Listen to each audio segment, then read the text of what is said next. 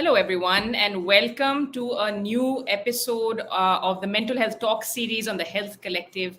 I'm Amrita Tripathi, and we try to do this periodically to bring experts on, to bring people with lived experience on, and just make it easier to have some of these conversations.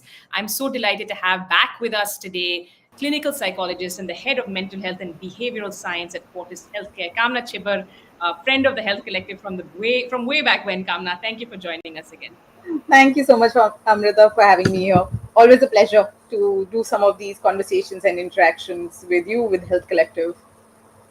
We really appreciate you taking the time, Kamna, because sometimes it feels like it's two steps forward, one step back. I don't know how you feel as a professional when it comes to mental health, but there are so many issues that keep coming up. We've been Mhm. talking about several of them over the last several years, and we're going to focus on mental health in the workplace today Right.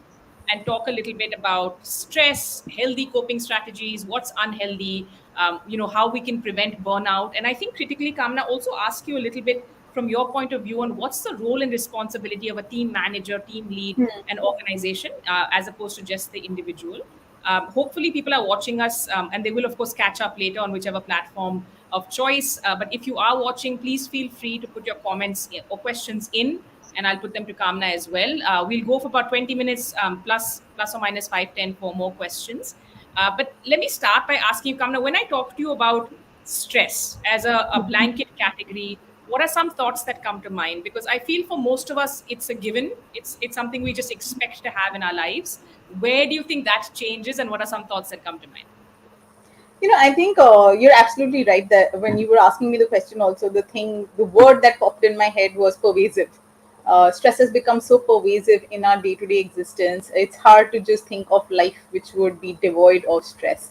So we take it to be such a given in our existence, whether it's in our homes, whether it's in our workspaces. We anticipate that stress necessarily has to be there, and of course stress has its good side to it because it's the one thing that motivates us, it drives us, it encourages us to do more, to reach for goals which we may otherwise not be driven towards, and that's the good stress, it's the stress.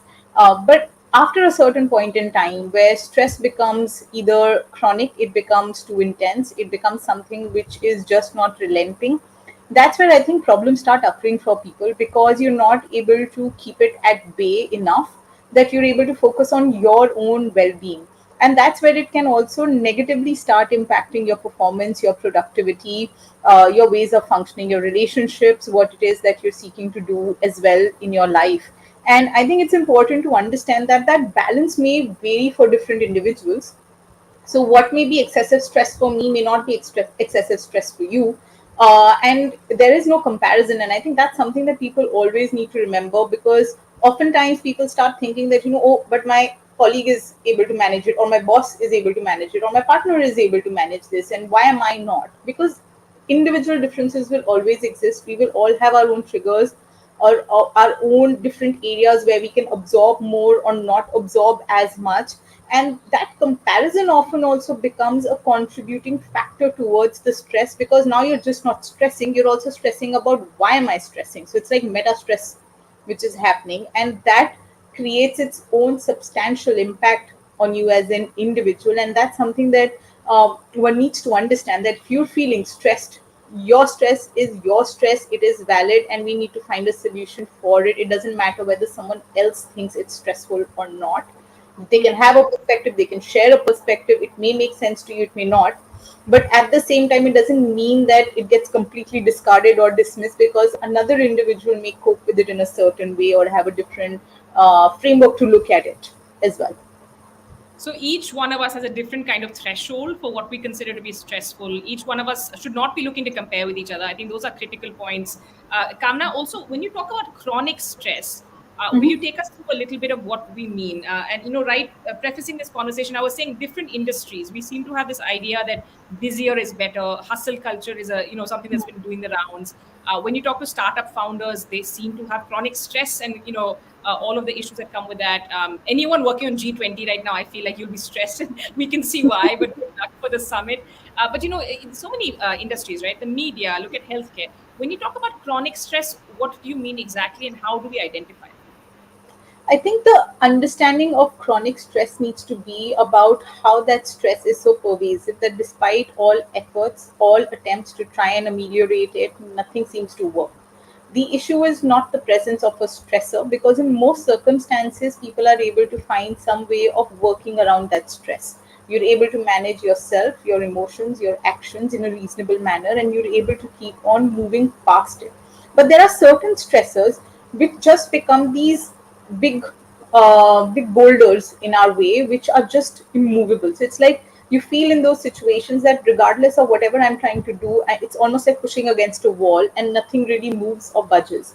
And when you find yourself in that kind of a circumstance where that stressor, despite all your attempts, all your efforts, is continuing to be present, no strategy, no way of trying to work on it seems to be giving you the desired results, that's where it starts creating a lot of problems, and that's where we start looking at it as something which is being chronic. And the issue with the chronicity of stressors is that it's going to start impacting you in multiple different ways, because your mind and your body are unable to cope effectively with the chronic stressors. The body keeps getting depleted. The body's physiological response to managing the presence of the stressor can get compromised. As a result, you may have multiple physical health related issues. People can develop aches and pains and different immune system based responses, which may not which may make physical health compromised. People can also start finding that it tends to impact their moods, their levels of thinking. They may feel extremely worried, extremely irritable, angry, reacting more, not being able to necessarily hold on to their own emotional stability to be able to manage or navigate situations.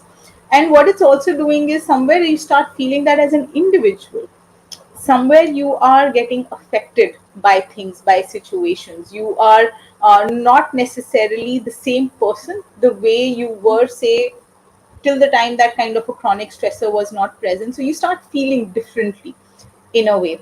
And again, the problem with chronic stressors is that while we may think that, oh, stress is going to be a part of life and it's okay that it's going to be present for a long duration of time, we need to understand that stressors would also keep on varying for us. Typically, if they are not varying and it's the same thing which is present, you will also keep feeling stuck, and you will also feel incompetent or incapable of being able to manage it. That starts impacting your sense of self. That is not a pleasant experience at all, because you start questioning your skills, your abilities, who you are as a person, who you are as a working person. And the impact that it then has overall on you as an individual and as a professional tends to be far deeper. And that's a concern with chronic stressors. So it becomes very important to try and identify whether this is becoming a chronic stressor for me, and if it is, and if I am not being able to work through it, can I communicate, share, discuss with someone else who can help me figure a way around it or out of it? Or how do I bring in a way of being able to accept the situation for what it is? Because there will be situations which cannot be resolved as well. Everything may not always be 100% resolvable. So, how do I bring in that acceptance and learn to work in parallel, focusing on other aspects of my life so that this does not become the only thing where my energies are getting focused? So, both things become very critically important then in that context. That's really interesting. And Kamna, I didn't realize, when you say that it can actually change who you are as a person, that's actually a huge red flag as well. And I'm going to ask you a little bit, further on in the conversation about how do we recognize these signs as peers, allies, colleagues, and loved ones. But let me ask you first, though, a little bit about what you said. We all have stressors. We're all usually coping to some degree with different stressors. Some are healthier coping strategies than others. What would some tips be for, from your point of view, maybe before it tips over into that kind of red flag burnout head? Yeah, I think the biggest thing that we all need to try and wrap our heads around is that we don't always have to continuously keep working. We do need to learn to take healthy breaks. Those breaks need to happen at a fairly regular interval. They need to be not just breaks where you're traveling and you're on a vacation, so to say, for a few days or weeks. The break is also needed on a day-to-day basis, sometimes every few hours during the course of the day as well, to be able to give your mind a little bit of a rest. I think that is something which is very important when you're looking to coping with stress. Taking a break is extremely important at regular intervals, daily, weekly, over months. That is something which is very critical. Don't look at yourself as a machine which can just keep churning out productive ways of engaging with different stimuli that you need to at your workplace. I think that's something which is very, very crucial. I think the second aspect, which is very critical when you're looking at managing your coping, is to learn to accept also your emotional experiences as you're going through different scenarios at work. A lot of times people anticipate or expect that if you're in a workspace and there is feedback which is coming at you, or there is a certain challenge that you're experiencing at work, that you should be fairly impervious to the kind of impact that it has on you. So there should not be any fluctuation significantly in terms of your emotional experience of that state. But that's not how we can really function. It's something which is very crucial to always remember, that any situation, good or bad, will create some sort of an emotion, and embracing that emotional experience is important. That allows you to also cope with that situation, because once you embrace your emotional experience, you will be able to activate yourself towards working to resolving that situation as well. So that's something which is critical. The third part, which I do believe is a very, very critical part of coping, is to identify who are your support systems.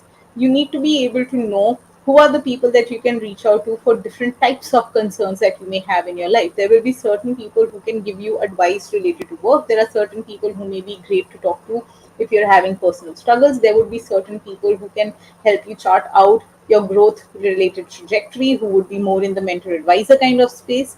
You need to be very clear on who are these people in my life. Sometimes people get stuck in managing stress in their life because they just don't know, where do I turn, who is it that I talk to. And your uh, typical mechanism of coping, which may involve just stepping out and meeting with friends or having a good time, may not be sufficient. You may need to actually have a conversation, which means that you need to become comfortable with the idea of sharing, exchanging notes. And remember that you will not get judged for that aspect of talking about and discussing where is it that you are getting stuck. I think somewhere we need to break these molds and shatter these stereotypes which have built up in our mind, where we need to come across as these perfect individuals who can navigate every aspect of work in the best possible manner. It is okay for you as an individual to feel that certain situations are very difficult, to be able to share that something is not resonating with you, or it's creating some sort of a challenge for you, it's increasing your stress. And the more you're able to do this, you will realize that over a period of time the stress does not build up, because a large part of the stress is coming from the pressure that is getting created on you internally. So I think these few things are very, very crucial for us. And of course, the organization plays its own role, as does your support system. But it's extremely important for us to keep at least these few basics in mind when you're looking at coping with stress. Besides, manage your sleep and make sure that you have healthy ways of living your life, and you practice good practices, which involve, don't take excessive alcohol, don't indulge in substances. Doing all of that is absolutely essential. Lifestyle management is very crucial, but these other pieces are also very, very critical.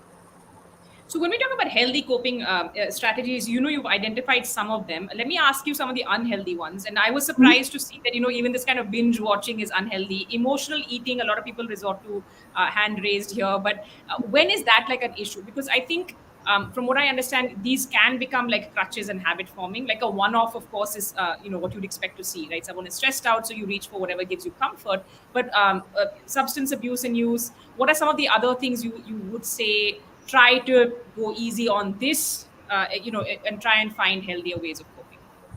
See, I think two things need to be kept in mind when you're talking about healthy and unhealthy. One, we always need to remember balance is the key to life. Anything that is happening in an excess will always be problematic. And if it is interfering with the quality of your life, relationships, people around you are also sharing that this is something which is becoming excessive, you may need to be very, very careful about that. I think the second part also is that sometimes it's important to recognize that, is that mechanism that I'm using to cope, is that creating a pattern of avoidance? If it's a pattern that is helping you avoid situations, then it's perhaps not the best thing. So if you're using a substance because it numbs you out, it's making you avoid the situations that you actually need to tackle. Those situations will regardless never go away, they will still be there.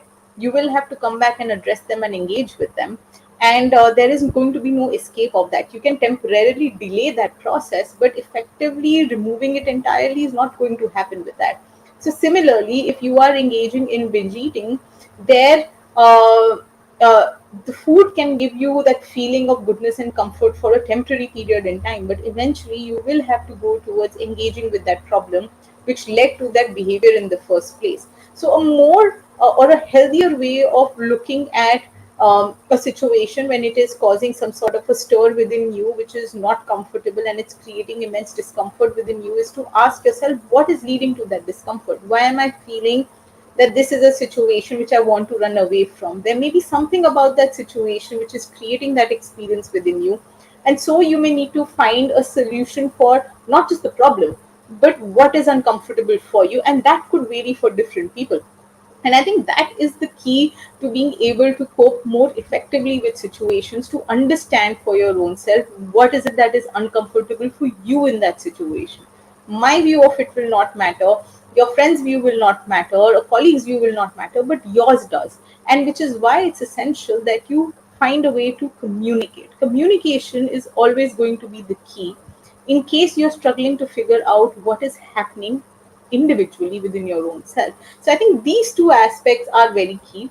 Is there some sort of an avoidance which is happening? Are you utilizing that particular strategy in a way which is out of balance overall when you look at the different ways in which you need to be living your life?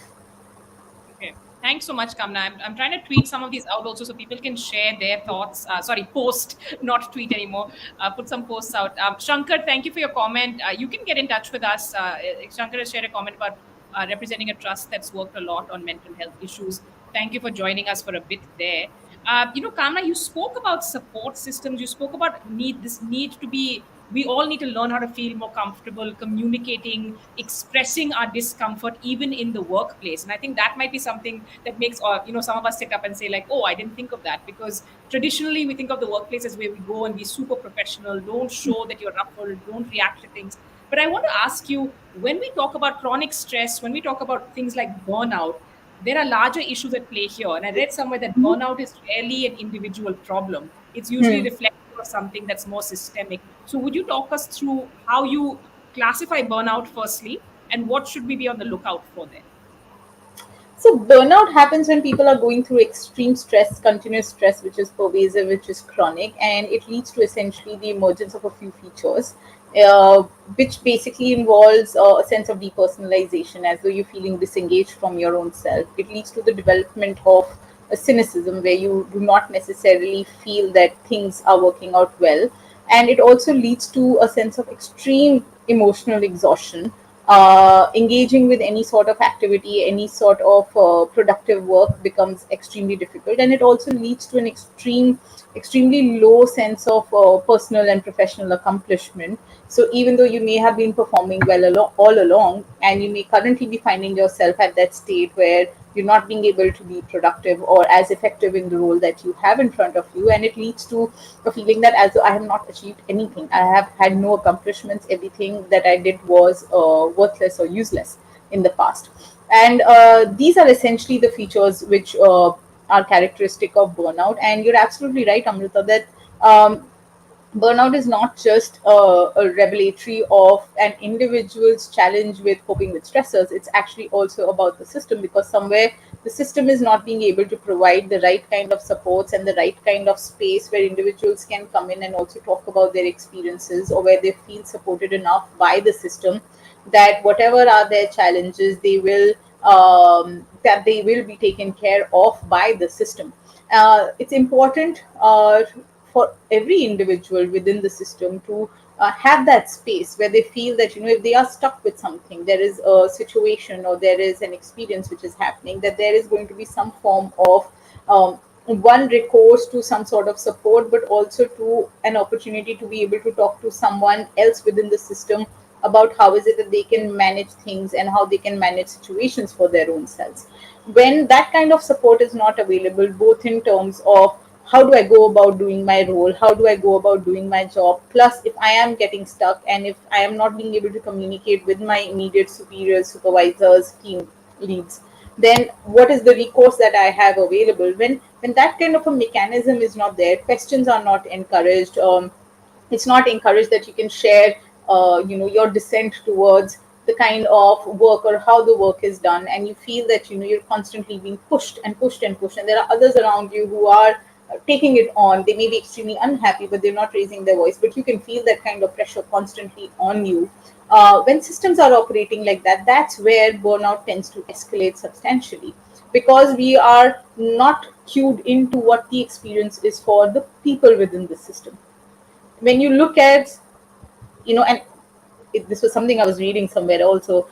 Should we really be calling people resources? Because they're not resources, they are people at the end of the day. When you label them as resources, somewhere you are dehumanizing them, and you're not recognizing that these individuals who are working within a system would be having their own challenges, their own experiences, which do need to be looked at.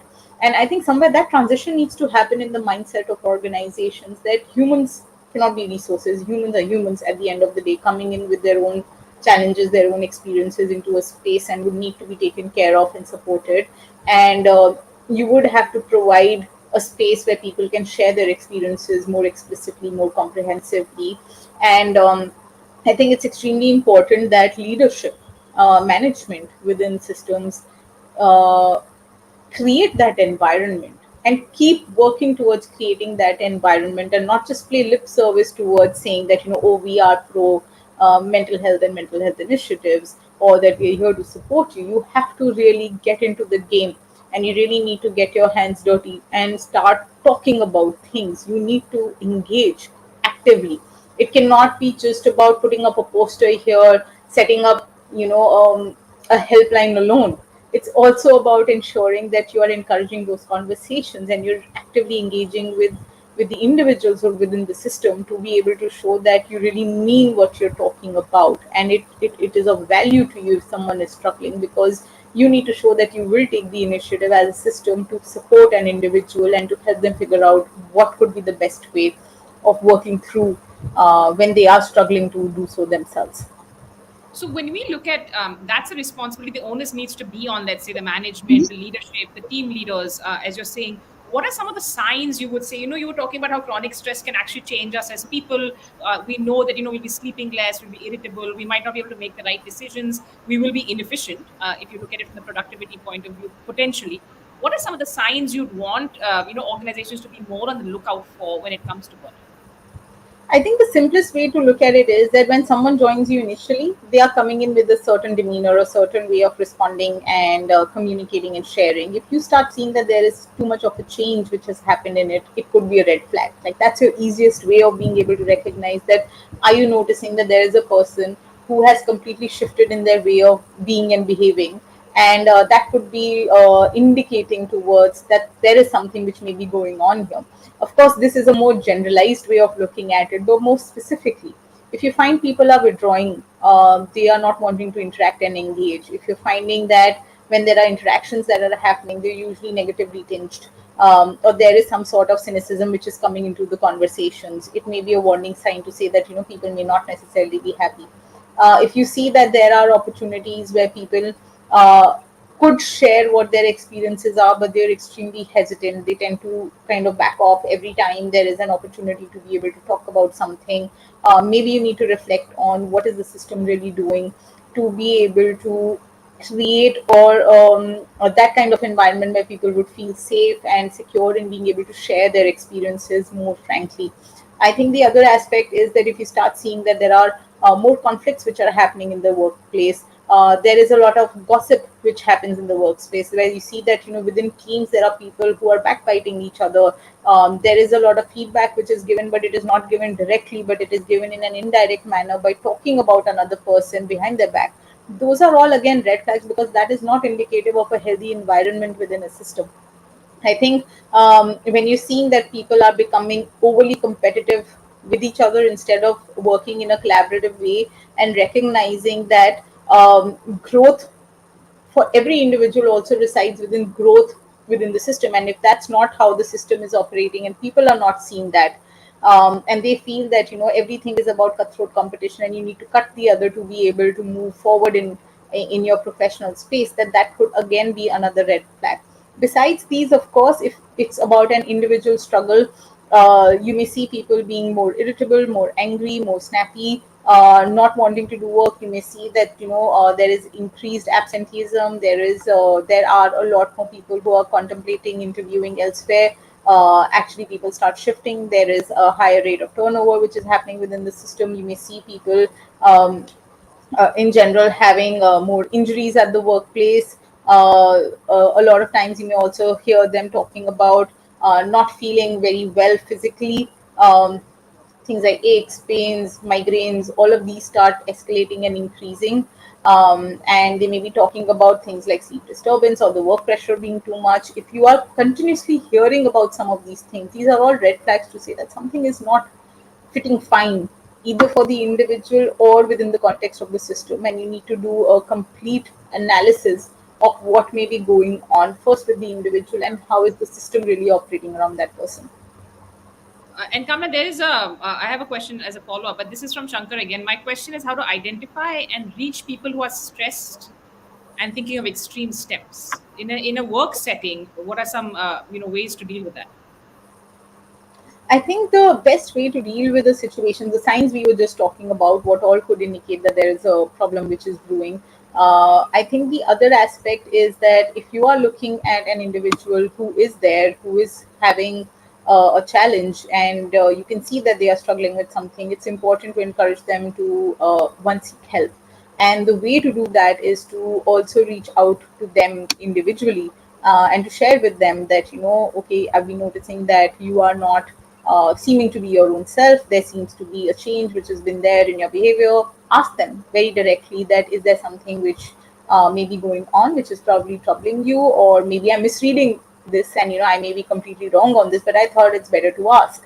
And a lot of times people may be hesitant at first, but they would certainly share what they may be affected by, or they may give you an indicator to say that, there are some things going on in my personal life, and I'm not sure if I can really talk about it. And you can always tell them that, hey, if there is any situation, if you feel you would like to talk about it, I am there as a support system. Feel free to reach me.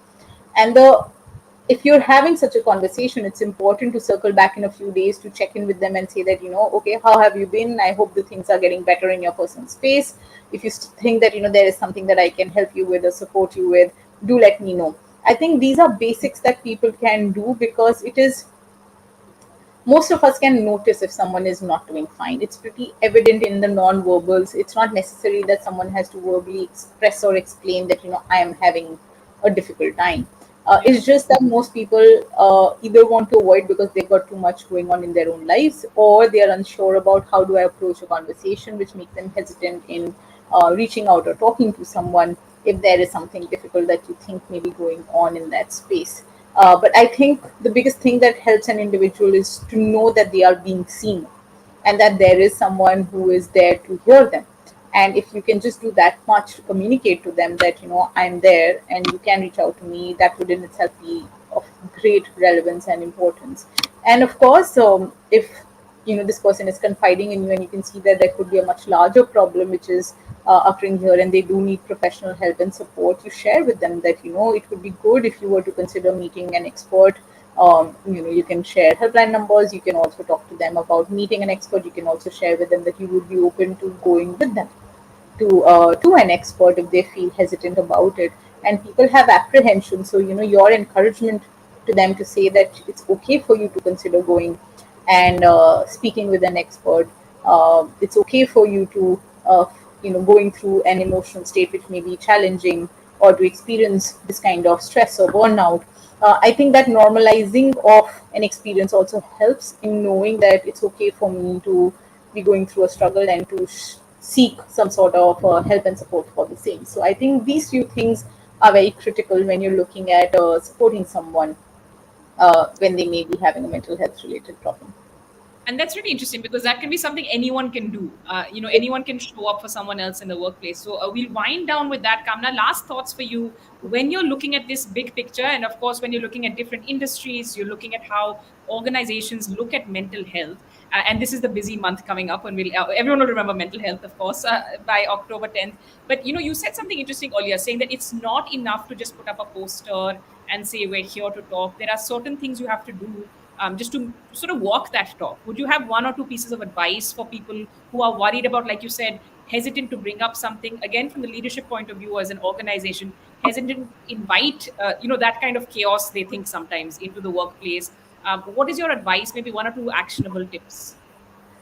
I think the fact that you look at it as chaos in itself is a problem as an organization, because it is not chaos, it is a health concern like any other concern. And so I think the rectification needs to happen at that level of thinking, of viewing of mental health in any case.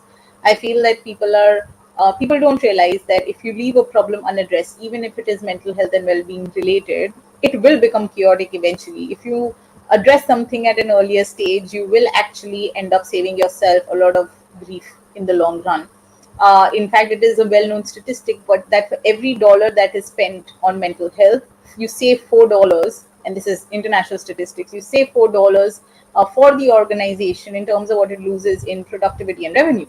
So you will save a lot of money if money is your end goal as an organization. If you were to invest in the people who are there, and they would be happier people, they would be people who would be more engaged, they would have a psychological contract with you, which is far more important and bigger than any other physical contract that people may be signing with you. And if people are engaged to your system, they would be wanting to and willing to put in far more than what their regular 9 to 5 or 9 to 6 jobs require them to. And I think that's something which systems need to reflect on, that do we want people to just work for us, or do we want people to really be engaged and psychologically contracted to us as systems? And that can only happen if you're willing to invest in the people, because that's when people will invest back in you. And I think that's probably the biggest message. And this is something that every system needs to probably reflect on, that are we creating that kind of an environment or not? If you're not, it's time for you to wake up, because if you don't, this is something which will kind of, be like a bulldozer which will come over you at some point in time or the other. And also, like, it's so interesting because it will also ease up pressure on you as a leader, actually, to be a little bit more open about these things. So okay, fingers Absolutely. crossed. Hopefully people will be listening to this, Kamna. I love that you shared so much, both from an individual and an organizational perspective. As always, there are many avenues for folks to reach us if they have further questions. Kamna has also written several interesting pieces, including on self-care, which I'll be sharing again. Kamna, it's great to talk to you, and I hope to connect with you again very soon. Thanks so much. Thank you so much, Amrita.